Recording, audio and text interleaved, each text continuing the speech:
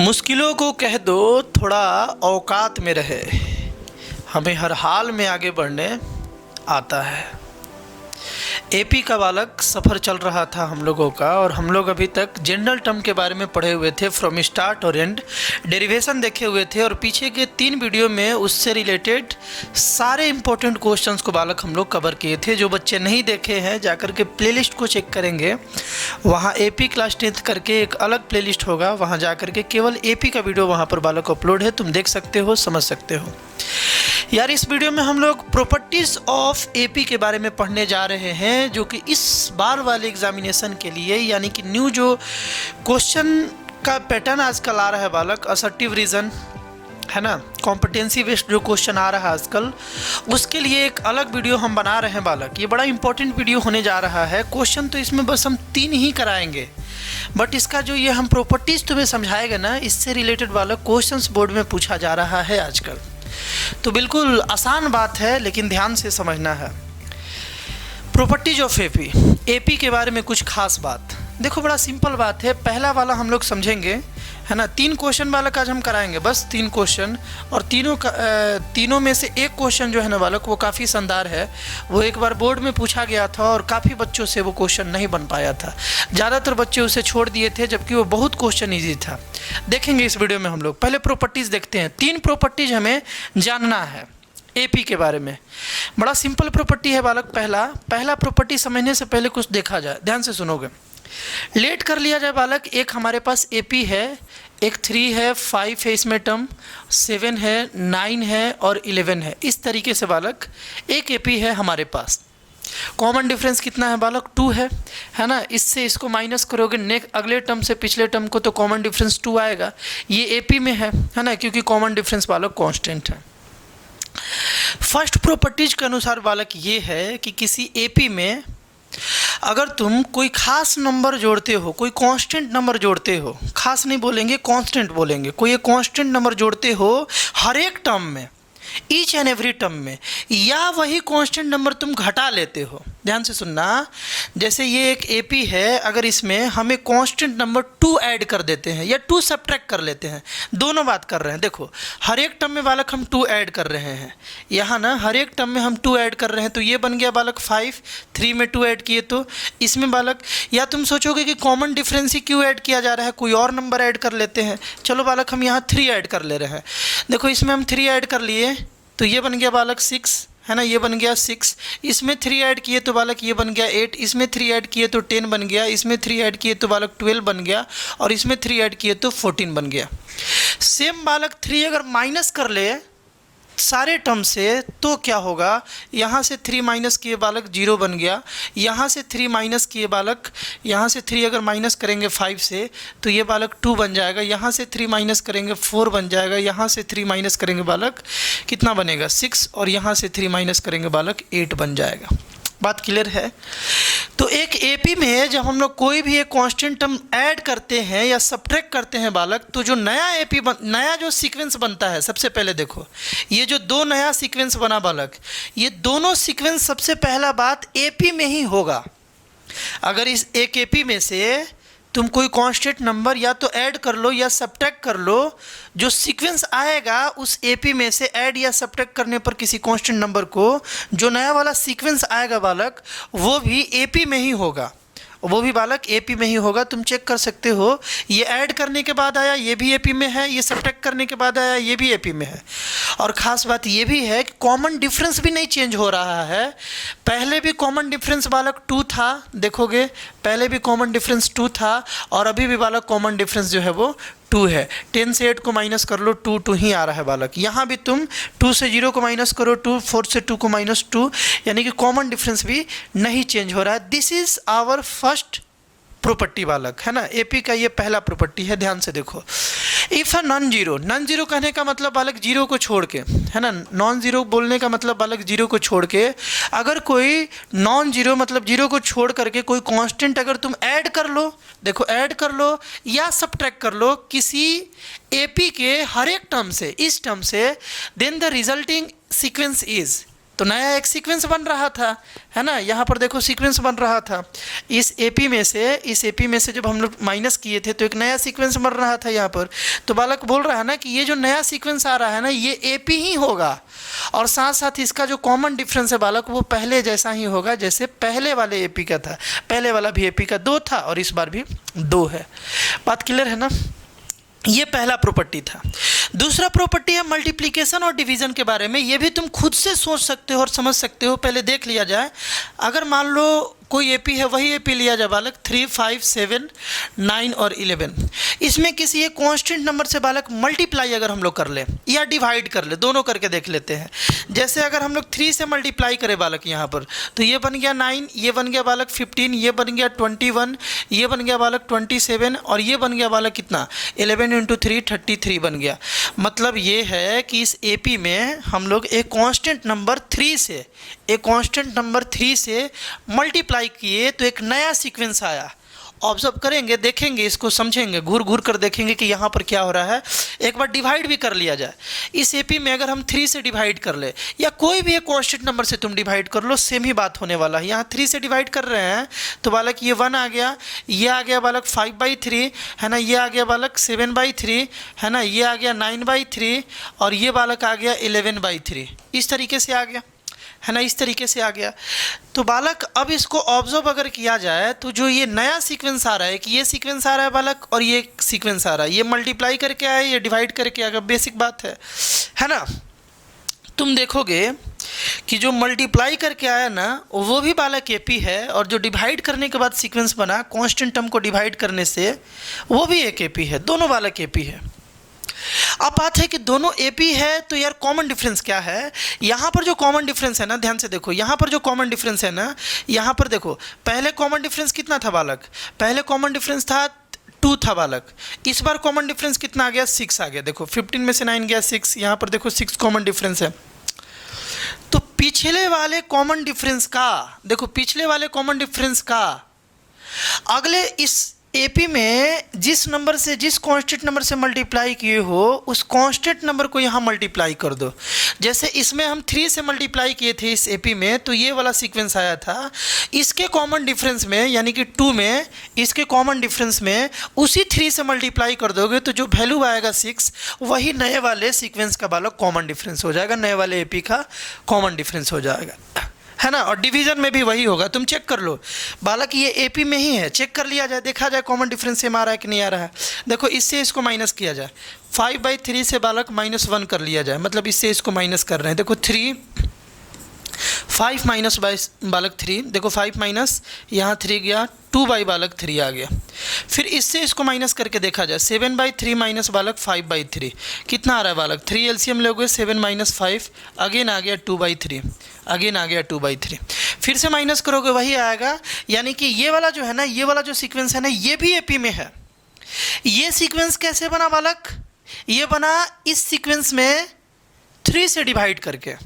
इस सीक्वेंस को जब हम लोग, इस एपी को जब हम लोग 3 से डिवाइड किए तो एक नया सीक्वेंस बना, वो भी एपी में पाया गया। अब इसका कॉमन डिफरेंस क्या होगा, तो तुम देख पा रहे हो कि 2/3 कॉमन डिफरेंस आ रहा है, 2/3। मतलब पिछले वाले एपी का जितना भी कॉमन डिफरेंस था, इस एपी का जितना भी कॉमन डिफरेंस था, जितना से तुम डिवाइड किए उसी से डिवाइड कर लो, और वही हो गया नए वाले एपी का कॉमन डिफरेंस। बात समझ में आया क्या। ध्यान से देखो, इस एपी का कॉमन डिफरेंस 2 था और इसको 3 से डिवाइड किए तो नया एपी बना ये वाला। तो नए वाले एपी का जो कॉमन डिफरेंस होगा, पिछले वाले एपी का कॉमन डिफरेंस बाई जिससे तुम डिवाइड किए, वो पिछले वाले एपी का कॉमन डिफरेंस, इसका कॉमन डिफरेंस 2 डिवाइडेड बाय जिससे तुम मल्टीप्लाई करके नए वाले नंबर को, जिससे तुम डिवाइड करके नए वाले एपी बनाए हो। नए वाला एपी किससे डिवाइड करके बनाया बालक, 3 से, तो यहाँ 3 डिवाइड कर दो, यानी 2/3 इसका कॉमन डिफरेंस आ जाएगा। ये दोनों प्रॉपर्टी तुमको अच्छे से आना चाहिए, इसको भी जल्दी से पढ़ लो, समझ जाओगे।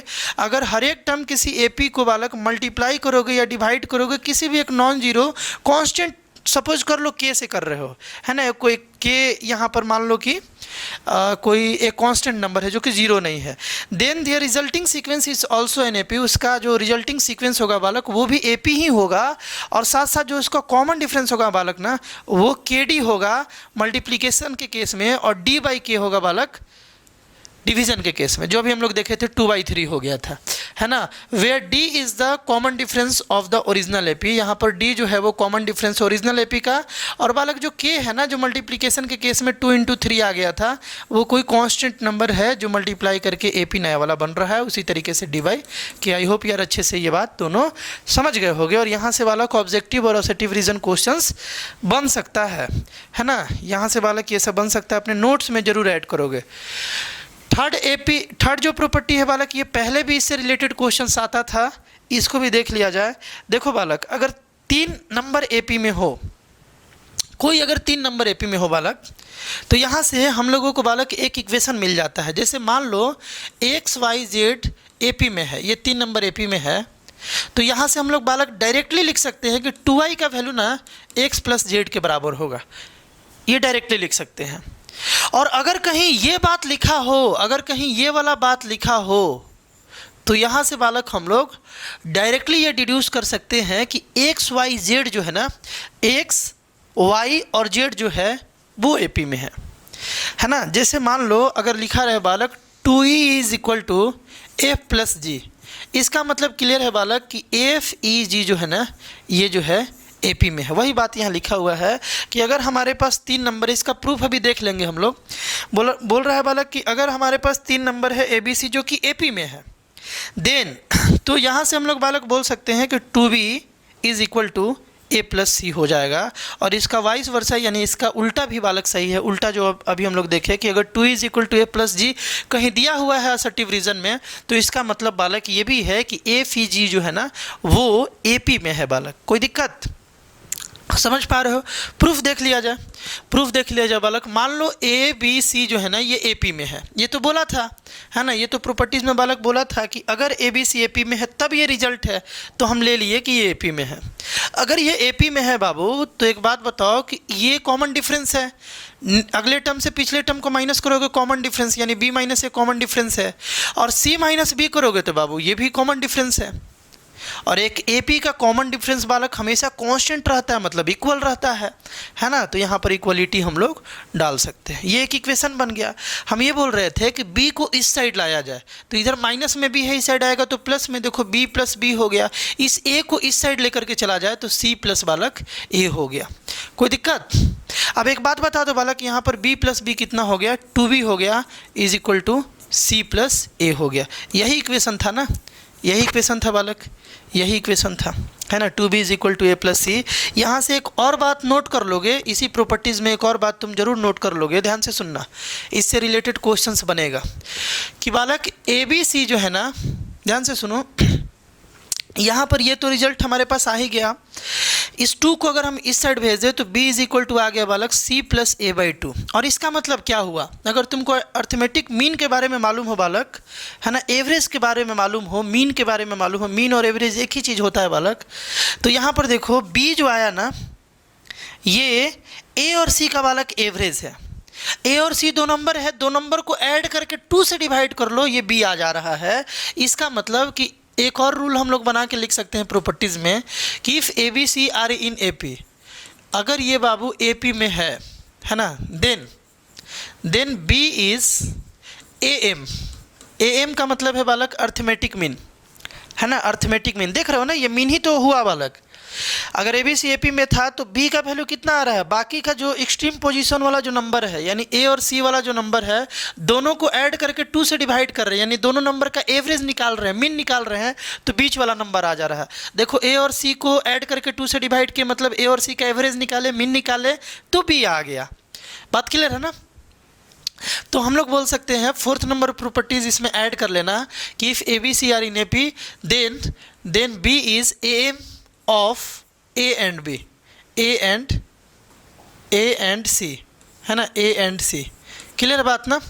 कि तब जो b होगा ना, जो बीच वाला नंबर होगा वो अर्थमेटिक मीन होगा।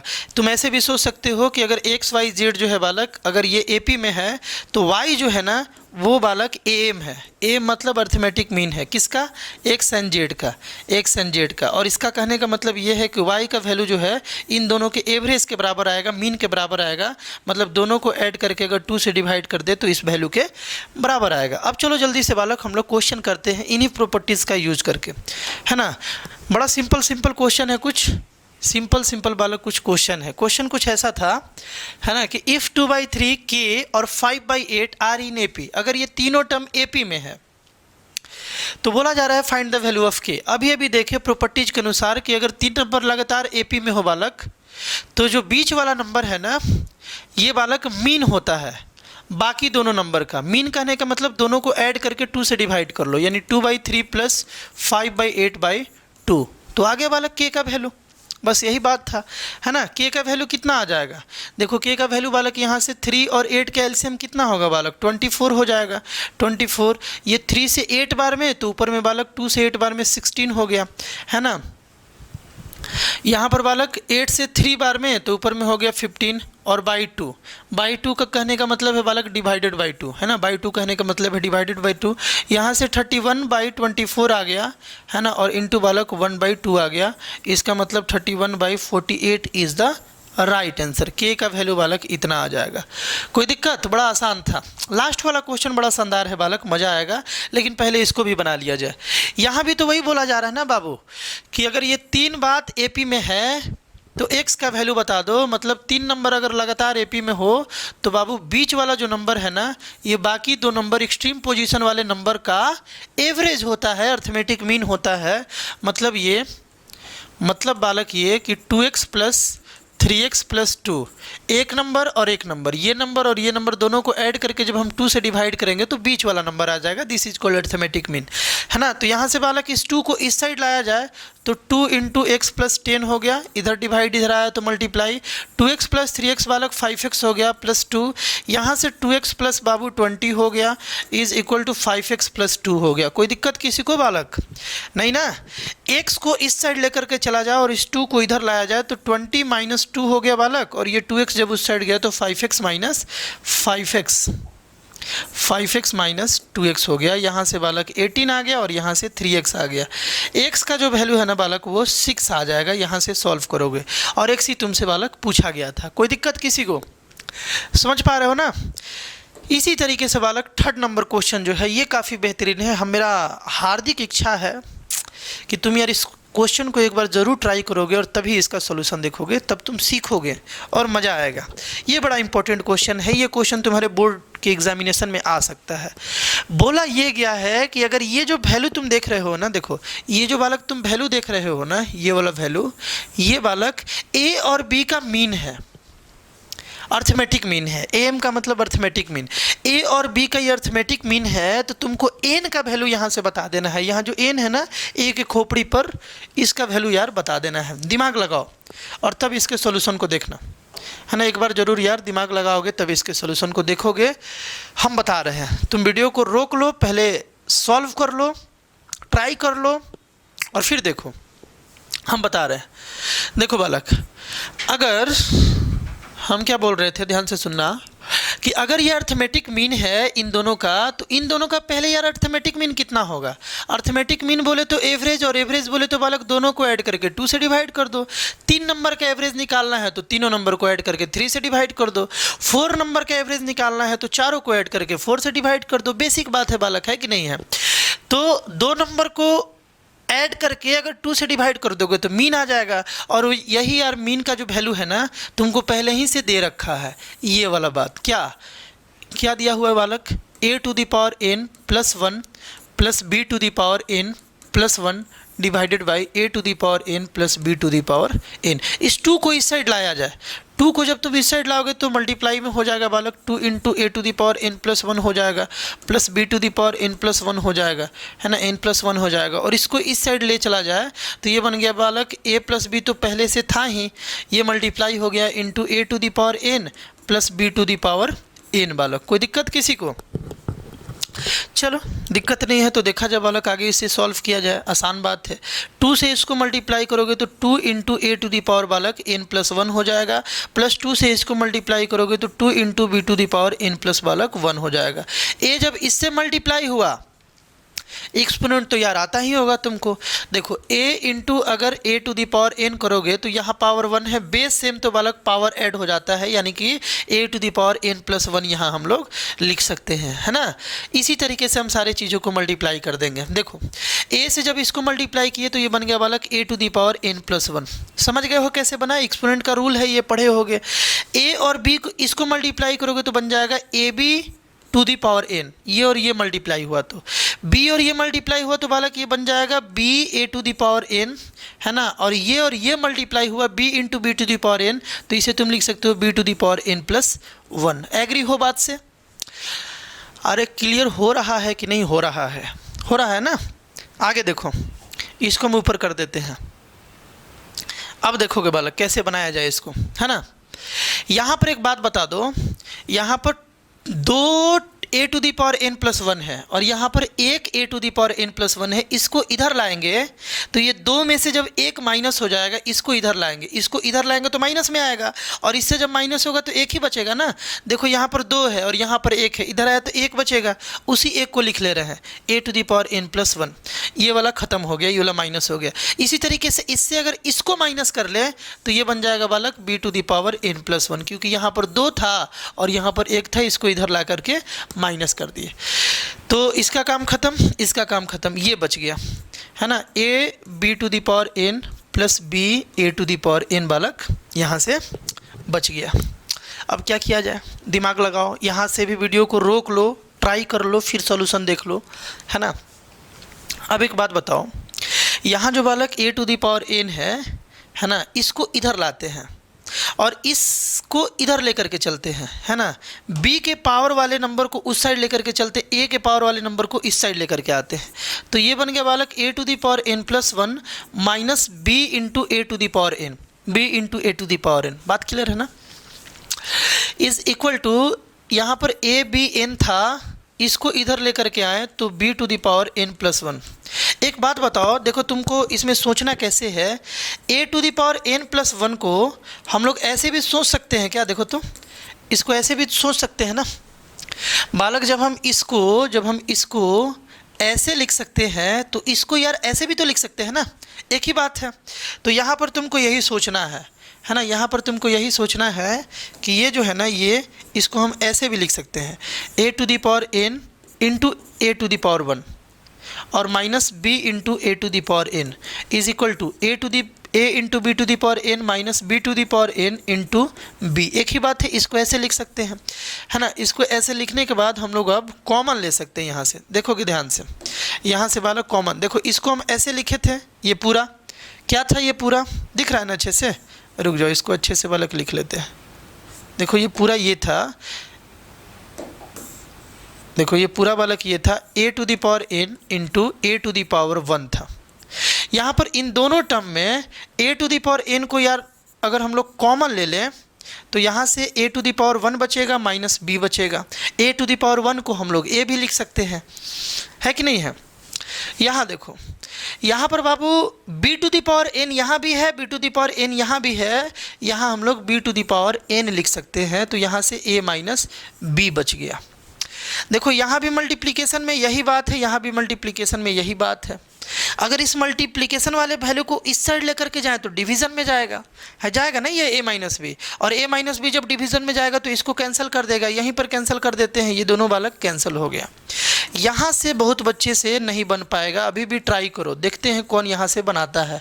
कमेंट करोगे खुद से बनाए थे कि नहीं बनाए थे। a to the power n is equal to b to the power n। हम एक बात बता रहे हैं, यहाँ से n का वैल्यू कैसे बताओगे, यहाँ से n का वैल्यू कैसे बताओगे, थोड़ा दिमाग लगाओ। हम ये बोल रहे हैं, ध्यान से सुनना, हम ये बोल रहे थे कि यार ध्यान से समझना इस बात को, अगर x is equal to y है ना, x इज इक्वल टू अगर y है ना, तो इस y को यहाँ से 2 घटना हो सकता है तुम्हारे मर्जी के अनुसार। 2 घटना, पहला घटना कि इस y को इधर लाओ तो x minus y is equal to 0 हो सकता है, और दूसरा एक और बात हो सकता है बालक, x माइनस, देखो x is equal to y था ना, x is equal to y, यहाँ इंटू 1 भी तो है ना। इस y को अगर डिवीज़न में लाना चाहेंगे ना, डिवीज़न में लाना चाहेंगे तो यहाँ पर बालक 1 बच जाएगा।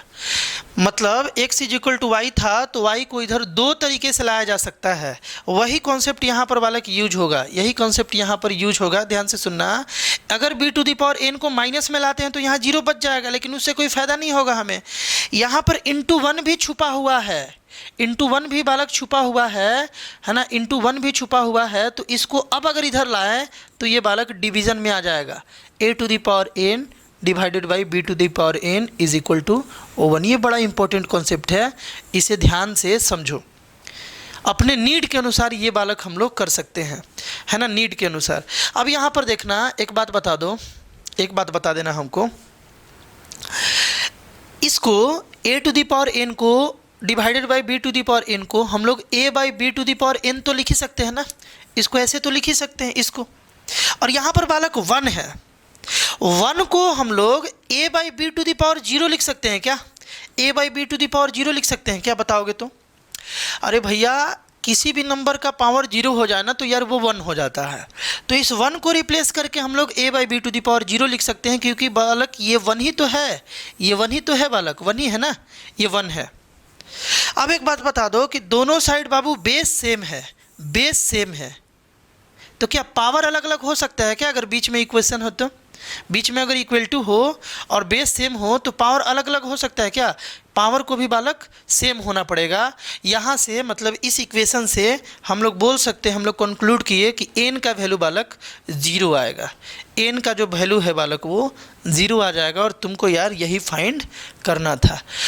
अगर क्वेश्चन ना समझ में आया हो इसे रिवाइंड करोगे, बड़ा इंपॉर्टेंट क्वेश्चन है। हम तो पूरा कोशिश किए कि बिल्कुल सिंपल करके बताएं। बहुत बच्चे ऐसे बताने से बोर भी होते हैं, है ना, बताते हैं हमें कि 2x स्पीड पर भी स्लो लगता है, बट क्या किया जाए, सारे बच्चों को समझाना है कहीं ना कहीं, है ना। ये तो क्लास तो चल नहीं रहा है कि कोई बच्चा नहीं समझा तो वो डाउट भी पूछ सकता है ना। तो इसलिए बिल्कुल आसान करके, तो बालक इस तरीके से हमारा प्रॉपर्टीज़ का भी जो सफ़र है वो ख़त्म हुआ, है ना। इस तरीके से हम लोग प्रॉपर्टीज़ के बारे में भी समझ गए एपी का। अगले वीडियो पार्ट में हम लोग सिलेक्शन ऑफ टर्म्स के बारे में पढ़ेंगे, वो भी काफ़ी मस्त और इम्पोर्टेंट कॉन्सेप्ट है ना। तो यार अगर कल दोबारा आना है तो आज तो जाना पड़ेगा। मिलते हैं हम लोग नेक्स्ट वीडियो में बालक। मुस्कुराते रहोगे, है ना, मुस्कुराते रहोगे बालक, मुस्कुराते रहोगे हमेशा, हमेशा जो है ना, हमेशा मुस्कुराते रहोगे और दूसरे को भी हंसाते रहोगे और पूरे मस्ती के साथ पढ़ते रहोगे। पढ़ने का मतलब बिल्कुल टेंशन लेना नहीं होता है, पढ़ने का मतलब मस्ती होता है बालक। पूरे मस्ती के साथ पढ़ोगे, है ना, बिल्कुल डरने का ज़रूरत नहीं है। बिल्कुल किसी भी चीज़ से अगर कोई चीज़ तुम्हें ना समझ में आ रहा हो, इसका एक ही मतलब है कि उसका बेसिक्स क्लियर नहीं है, तो फिर उसमें टेंशन लेने से कुछ नहीं होता है। पहले जा करके बेसिक्स क्लियर करो। और आजकल यार डेटा भरा पड़ा है, तुम कहीं से भी जाके सीख सकते हो। कोई टीचर नहीं भी बता रहे हैं, है ना, तुम्हारे पास टीचर के लिए रिसोर्स नहीं है, फिर भी तुम यार अपने से सीख सकते हो, समझ सकते हो। इस चैनल पर भी बेसिक मैथ्स बहुत सारा अपलोड हो गया है, बेसिक मैथ्स का प्लेलिस्ट भी है, वहाँ से जा करके अपने मैथ्स के बेसिक को ठीक किया जा सकता है। और बालक तुम्हें बता दें कि अब ज्योमेट्री पोर्शन हम लोगों का मैथ्स में स्टार्ट होने वाला है, लेकिन उससे पहले हम बेसिक ज्योमेट्री भी कराने वाले हैं इस चैनल पर। और बेसिक केमिस्ट्री का भी एक अलग प्लेलिस्ट बनने वाला है। विद इन 1 मंथ ये सारा चीज़ अपलोड हो जाएगा, है ना। और साथ साथ ये तो यार अपलोड होते रहेगा। और मत भूलना, अपने क्लास का लाइव क्लास लेने के लिए साइंस का क्वेश्चन प्रैक्टिस हम लोग कर रहे हैं रात को 8:30 में, क्वेश्चन प्रैक्टिस ऑफ बालक साइंस। तो ये भी तुम करते रहना। वहाँ पर सारा जो PYQs है, बोर्ड का जो इम्पोर्टेंट क्वेश्चंस है, प्रीवियस ईयर क्वेश्चंस है, उसका डिस्कशन हम लोग रात को करते हैं 8:30 बजे। तो वहाँ ज़रूर आओगे और लाइव चैट में बताओगे, कमेंट बॉक्स में अपना भी आंसर और अपना भी क्लू दोगे। मज़े मज़े में वहाँ हम लोग बहुत सारा चीज़ रिवाइज कर लेते हैं। मिलते हैं बालक हम लोग नेक्स्ट वीडियो में। बाय।